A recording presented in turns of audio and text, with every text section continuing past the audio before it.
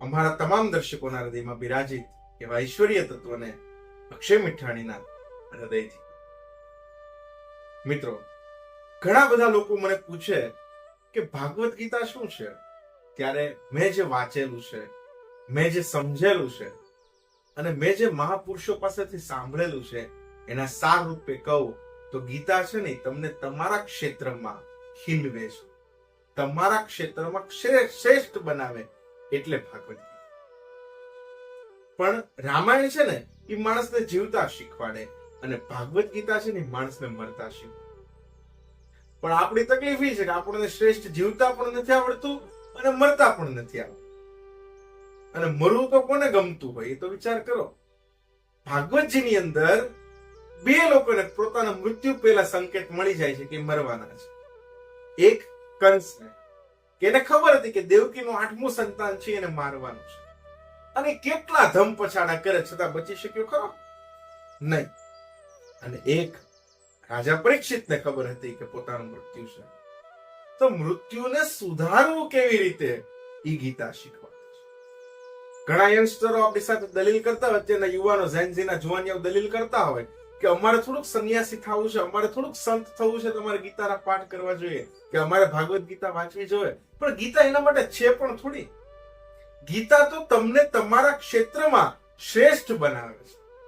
અર્જુન છે હસ્તિનાપુરની ગાદી છોડીને ભાગતો તો કુરુક્ષેત્રના મેદાનમાંથી કે મારા ગાદી નથી જોતી, હું હિમાલય પર જઈને તપ કરીશ. ત્યારે ભગવાન એને રોકે છે ને ગીતા કહે છે કે તારું કર્મ આ છે, તારે કર્મ આ કરવાનું છે. તો તમને તમારા ક્ષેત્રમાં શ્રેષ્ઠ બનાવે એ ગીતા છે. અર્જુનને ભગવાન રોકે છે. મા બાપો પણ ઘણા દલીલ કરતા હોય કે અમારા છોકરાની ઉંમર થોડીક અત્યારે ગીતા વાંચવાની છે, પણ ગીતા વાંચવાથી કે સંન્યાસી પણ થોડુંક થવાય છે. ગીતા તો તમને તમારું કર્તવ્ય પથ દેખાડે કે તમારું કર્તવ્ય આ છે, એ ભાગવત ગીતા છે. ગીતા તમને તમારા ક્ષેત્રમાં, કોઈ ગૃહસ્થી હોય તો પોતાના લગ્ન જીવનમાં કે પોતાના જીવનની અંદર શ્રેષ્ઠ બનાવે એ ગીતા છે. કોઈ સંન્યાસી હોય તો એને શ્રેષ્ઠ સંન્યાસી બનાવે એ ગીતા છે. કોઈ ક્ષત્રિય હોય તો એને શ્રેષ્ઠ ક્ષત્રિય બનાવે એ ગીતા છે. કોઈ વૈષ્ણવ હોય તો એને પોતાના ક્ષેત્રમાં શ્રેષ્ઠ બનાવે એ ગીતા છે. ગીતા તમને તમારા ક્ષેત્રની અંદર શ્રેષ્ઠ બનાવે છે.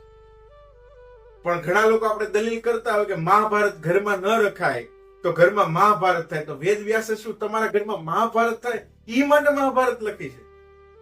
છોડો, આપણે એને સમજી જ નથી શક્યા સાહેબ. ગીતાને કે મહાભારતને તમે કે હું સમજી નથી શક્યા ને એટલે આપણે એની રક્ષા નથી કરી શકતા. તમને તમારા ક્ષેત્રમાં ખીલવે એ ભાગવત ગીતા છે. એ ગીતાનું કર્તવ્ય છે. અને છેલ્લે પણ પાછું અર્જુનને પણ ભગવાને ગીતા કહી અને છેલ્લે તો એટલું જ કીધું હતું. આખી એટલા 18 અધ્યાય કીધા ને છેલ્લે એટલું જ કીધું કે યથેચ્છસી તથા. અર્જુન, મને લાગે છે હવે તને જેમ શ્રેષ્ઠ લાગે એમ કર. એમાં મા બાપે પણ પોતાના દીકરાને કહેવાની જરૂર છે, પોતાના સંતાનોને સમજાવવાની જરૂર છે અને ઝેનઝીના જુવાનિયાએ પણ સમજવાની જરૂર છે કે આટલી બધી વિશાળતા તો ભક્તને ફક્ત ભગવાન કૃષ્ણ જ આપી શકે. કે આટલી બધી અર્જુનને પાઠ સમજાવ્યો આખો અને પછી એમ કીધું કે મને આ લાગે છે હવે તને શ્રેષ્ઠ લાગે કર. તો ગીતા ક્યારેક હાથમાં લઈને જોઈએ, ગીતા ક્યારેક વાંચી શકીએ. ગીતા છે ને તમને ગીરનો હાવજ બનાવે, ગીરનો સિંહ બનાવે એ ગીતા. એક લીટીમાં કોઈ મને પૂછે ને કે ગીતા શું કરી શકે, તો કે ગીતા તમને ગીરનો સિંહ બનાવી શકે. ગીતા કોઈ માયકાંગલાના હાથમાં રહી પણ ન શકે, માયકાંગલોને રાખી પણ ન શકે. ગીતા તમને શ્રેષ્ઠ બનાવે એ ગીતા. ગીતા તમને તમારા ક્ષેત્રની અંદર ખીલવે એ ભાગવત ગીતા. તો જ્યારે જ્યારે સમય મળે ત્યારે ભગવાન કૃષ્ણને યાદ કરી અને ગીતાના જે અધ્યાયો, 1 અધ્યાય, 2 અધ્યાય, જેટલા 18 અધ્યાયમાંથી જ્યારે જ્યારે સમય મળે ત્યારે એનું વાંચન રાખીએ. એ જ વિચારધારાને એ જ વિનંતી સાથે અક્ષય મીઠાણીના જય સિયા.